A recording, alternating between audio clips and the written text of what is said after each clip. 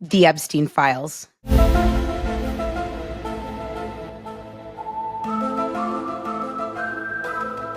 mean, they might be paranormal. Apparently, some of them have just disappeared. And of course, I'm talking about the files related to disgraced financier, sex offender, Jeffrey Epstein, who, of course, died by suicide in 2019 while he was awaiting trial on sex trafficking charges.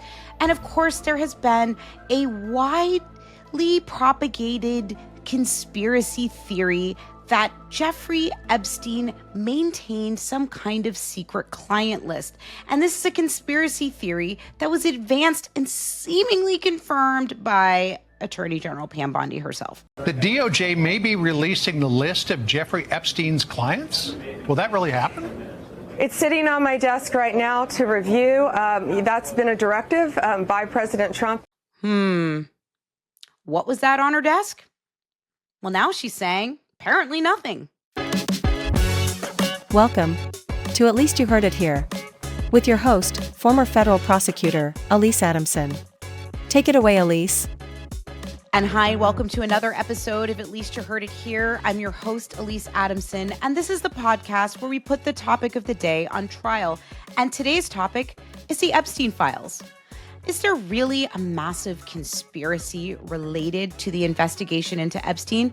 Or is it really as simple as the government is now saying that it is? No client list, and Epstein himself did die by suicide. So let's just dive in here. So I've done a little research, a lot of research actually, because I went down this rabbit hole on the Epstein conspiracy itself. And basically, what people believe is that as part of this investigation and tens of thousands of documents that were gained as evidence by the Federal Bureau of Investigation, that's the FBI, that there was this secret client list. And the secret client list had just shocking names of the most powerful, rich, influential men of the United States, possibly the world. And that, of course, because these men had so much power and influence, that they exerted that power of influence and just buried the list. They made sure that this list never came out. And that was the motive for the alleged murder of Jeffrey Epstein, because that's the second part of this conspiracy.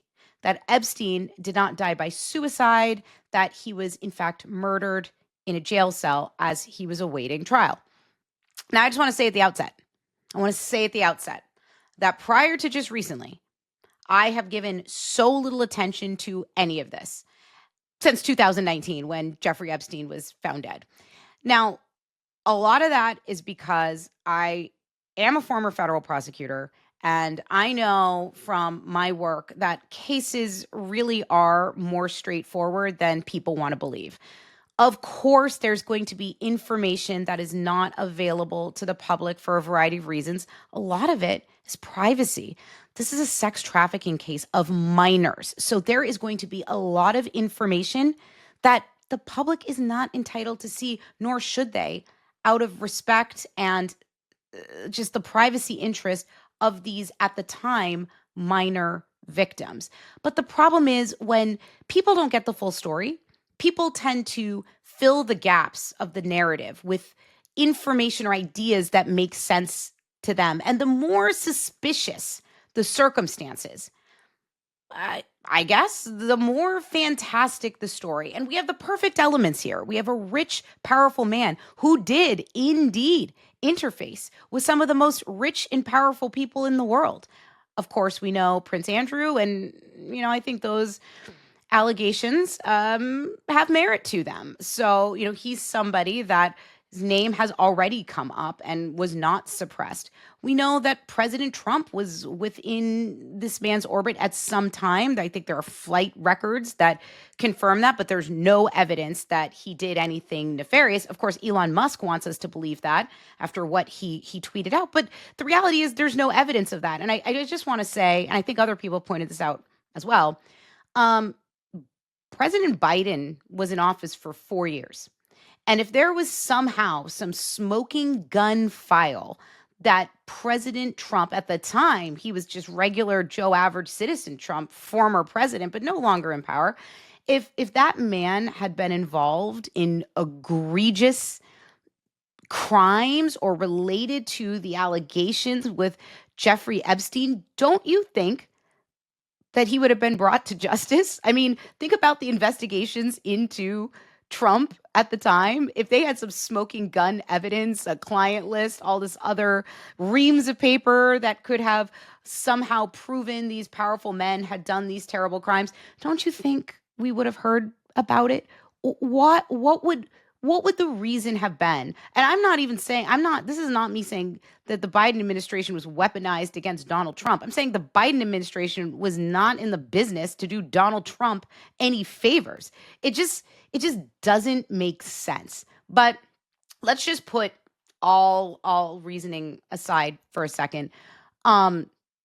So during this time period after Epstein's death, this conspiracy theories cropped up on the internet. They gained traction, and MAGA right, latched onto it. And this is a narrative and that they have been pushing for years, and they've been saying the government needs to be more transparent. The government has been hiding and suppressing these terrible crimes. We need to shed light. Kash Patel, the now director of the FBI, was just banging the drum on this.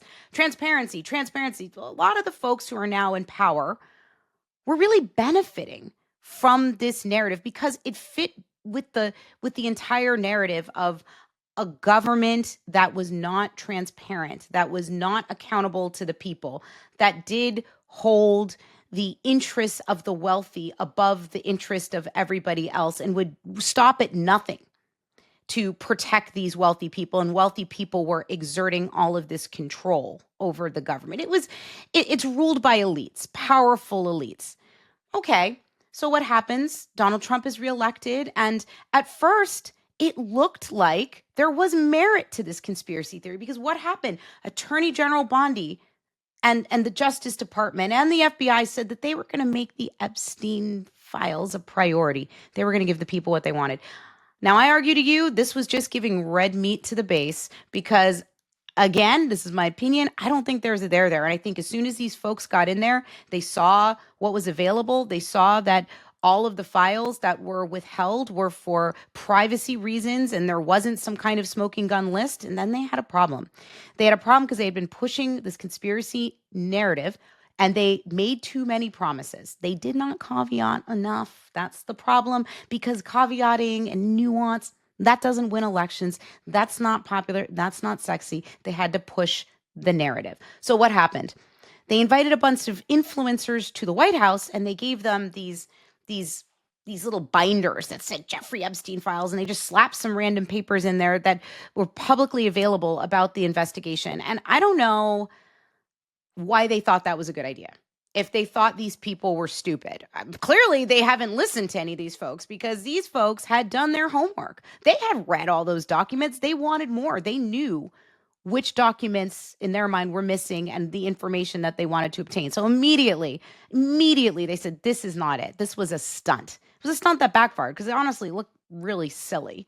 So then what happened? So then a little bit later, I think in February, that was in January, in February, Alana Habba, this is the President Trump's lawyer, who's now the U.S. Attorney in New Jersey, makes statements that seem to suggest that names are going to be named related to the Epstein files. Again, not enough caveating. I mean, I listened, seemed pretty definitive that there was going to be some shocking revelations. I mean, you can listen for yourself. We saw the Attorney General Pam Bondi say that the scale of what happened is far worse than anyone realized. Well over 200, maybe 250 victims, and that we're going to get information either later today or tomorrow from these files. What can you tell me about that?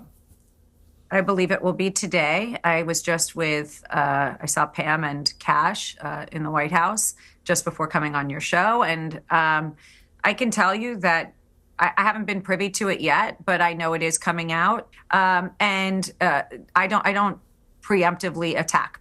That's just not the way I operate. But in this case, in Epstein's case, it is incredibly disturbing. We have flight logs, we have information, names that will come out. Okay. So now folks, they're riled up. They're ready for this information. But then the information doesn't come. And then we got Director Patel on Joe Rogan podcast. And by the way, I don't know what time we're living where the director of the FBI is sitting down in street clothes talking on a podcast. And this is no smoke to the Joe Rogan show. I mean, it's very popular. That's why he went. But I mean, that's not the way, at least the way the FBI has been run. That to me is not the image of the integrity and the class, quite frankly, of the FBI. I'm not suggesting they shouldn't be speaking to everyday people. I think that everyday people do deserve information, but how we carry ourselves matters. And I had some questions about that, but really the most questionable judgment about the entire podcast appearance was Kash Patel's seeming backpedaling on the Epstein files. Listen. So if he was murdered in prison, crazy, right? Yeah. You could see why very powerful people wouldn't want him talking. If he was murdered in segregated housing, in isolation, after being on suicide watch in a place in a detention center that I've physically been in myself, it would be fiction. It's just, in my experience, that is not doable. It's not doable even for the most powerful and wealthiest people in the world? Yeah. So to me, sounds like a man who pushed a narrative without enough information, got into a job, and realized he was wrong. But of course, to a lot of people, it sounds like a man who now has become part of the very conspiracy that he pledged to ferret out. So now, folks, we're in what I like to call the Epstein crash out. Because the time has come that the government has to put this to bed. I mean, they can't keep fielding all of these questions without giving the people something. So now Pam Bondi and the Department of Justice have given us something, all right.